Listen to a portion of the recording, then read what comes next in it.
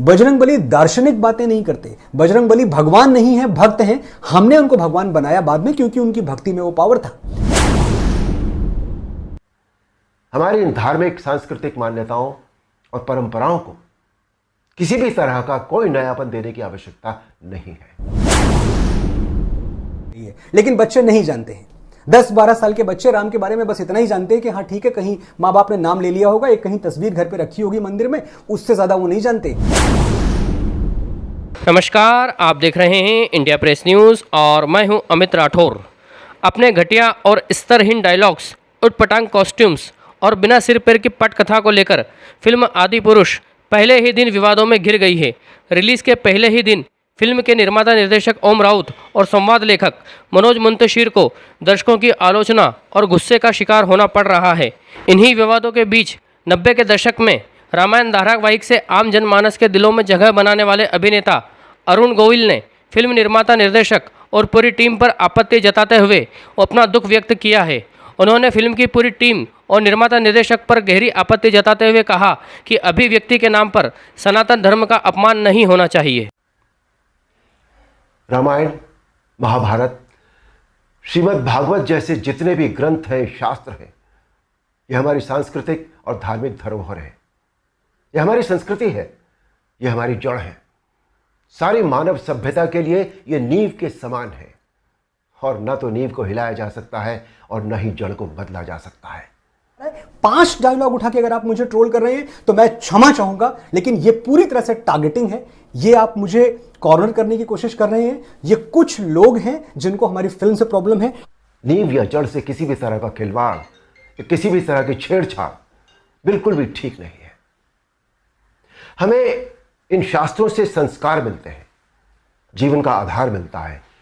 ये धरोहर ही हमें जीने की कला सिखाती है। हमारी संस्कृति विश्व की सबसे प्राचीन संस्कृति है। हमारी हर पीढ़ी इसे युगों युगों से आत्मसात करती आ रही है।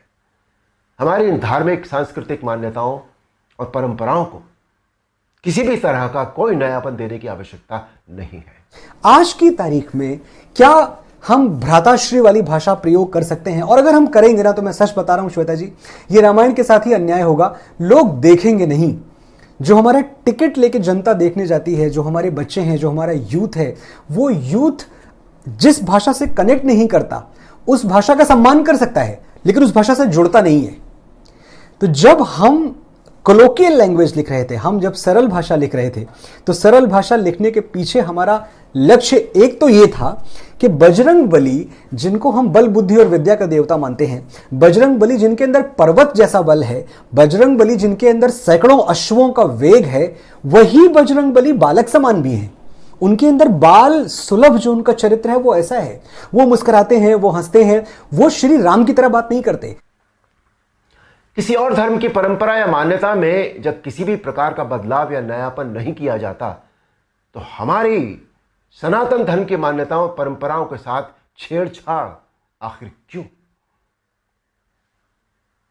आजकल ये चलन सा बनता जा रहा है कि सनातन धर्म का मजाक बनाओ, देवी देवताओं के ऑब्जेक्शनेबल पोस्टर बनाओ, अभद्र भाषा में बोलता हुआ दिखाओ।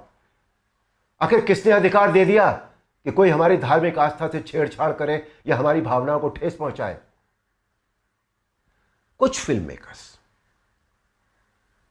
कुछ राइटर्स, कुछ पेंटर्स, कुछ एक्टर्स, कुछ एडवर्टाइजर्स को इस बात का विशेष ध्यान रखना चाहिए कि वो क्रिएटिव लिबर्टी के नाम पर धर्म का मजाक न बनाए और न ही किसी की मान्यता या परंपरा को तोड़ मरोड़ कर प्रस्तुत करें। हमने रामायण नहीं बनाई है, हम रामायण से प्रेरित हैं।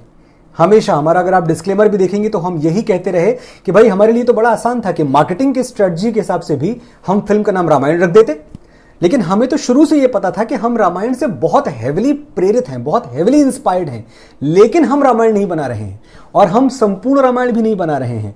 हमने रामायण के युद्ध कांड का एक छोटा सा अंश, एक छोटा सा हिस्सा लिया है जो फिल्म में हमने दिखाया है। आपने डायलॉग्स की बात की। एक बात बाबा तुलसीदास कहा करते थे, और पता नहीं क्यों हम बाबा तुलसीदास को जितना कोट करते हैं उतना ही भूलते जाते हैं। वो कहते थे कि नाना भांति राम अवतारा, रामायण शतकोटि अपारा। यानी राम के अवतार के अनेकों अनेक पहलू हैं और सैकड़ों तरीके से राम कथा सुनाई जा सकती है। बजरंगबली दार्शनिक बातें नहीं करते, बजरंगबली भगवान नहीं है, भक्त हैं। हमने उनको भगवान बनाया बाद में क्योंकि उनकी भक्ति में वो पावर था। ये चॉइस है कि बजरंगबली ऐसे ही बात करेंगे, बजरंगबली बच्चों जैसी बात करेंगे। बजरंगबली के आचरण में गंभीरता है, पेनिट्रेशन। मकसद था कि जो बच्चे जिनको नहीं पता है कि भगवान राम कौन है, और मैं सच कह रहा हूं, ये बहुत दुखद सत्य है, मैं इतने बड़े चैनल पे बोल रहा हूं, मुझे ये बोलते हुए तकलीफ हो रही है, अंदर से मुझे वेदना हो रही है, लेकिन बच्चे नहीं जानते हैं। 10-12 साल के बच्चे राम के बारे में बस इतना ही जानते हैं कि हाँ ठीक है, कहीं माँ बाप ने नाम ले लिया होगा, एक कहीं तस्वीर घर पे रखी होगी मंदिर में, उससे ज्यादा वो नहीं जानते। लंका लगा देना आज के अगर आप प्रारूप में, एक तो लंका लगा देना अभी भी असंसदीय नहीं है। लंका लगा देना एक कोलोकियल, एक स्लैंग है, एक भाषा है, इसको असंसदीय आप नहीं कह सकते। ये ऐसी कोई लैंग्वेज नहीं कि मैं आपके चैनल पर नहीं बोल सकता। लेकिन जब ये बात हुई थी, मैं सिर्फ ये कहना चाह रहा था कि शायद मैं अपने विट में, अपने ह्यूमर में मैं ये कहने की कोशिश कर रहा था कि शायद इस मुहावरे का जन्म वहां से हुआ हो, संभवतः, क्योंकि और कौन सी लंका लगती है। लंका लगा देना जिस परिप्रेक्ष्य में आज आप देख रहे हैं, बजरंगबली ने उस परिप्रेक्ष्य में थोड़ी कहा होगा। मेरे लिए ऐसा, और इतनी तो क्रिएटिव लिबर्टी आप मुझे देंगे, मेरे हाथ में अगर लेखनी है, मैं लिख रहा हूं, इतनी तो क्रिएटिव लिबर्टी दें आप मुझे कि मैं अपने तरीके से किसी मुहावरे को सोच पाऊं। लंका लगा देना असभ्यता नहीं है, लंका लगा देना थोड़ा सा राउडी है, ये मैं मानता हूं। इसमें थोड़ा सा एटीट्यूड है, इसमें थोड़ा सा विट है, इसमें थोड़ा सा, अगर मैं और ज्यादा क्रूड होके बोलूं तो हो सकता है थोड़ी सी धमक हो, थोड़ी सी गुंडागर्दी हो, लेकिन असभ्यता नहीं है। और जिसके लिए बोला जा रहा है उसके लिए तो असभ्यता भी बनती है। मुझे इस बात का पे एतराज होता है कि जो भगवान बजरंगबली ने जो मेघनाथ से बोला कि भाई तेल तेरे बाप का, आग तेरे बाप की, कपड़ा तेरे बाप का, जलेगी भी तेरी बाप की, ये तो रावण के लिए बोल रहा है। रावण के लिए हमारे मन में कुछ अत्यधिक स्नेह नहीं जाग उठा है, अचानक मैं देख रहा हूं।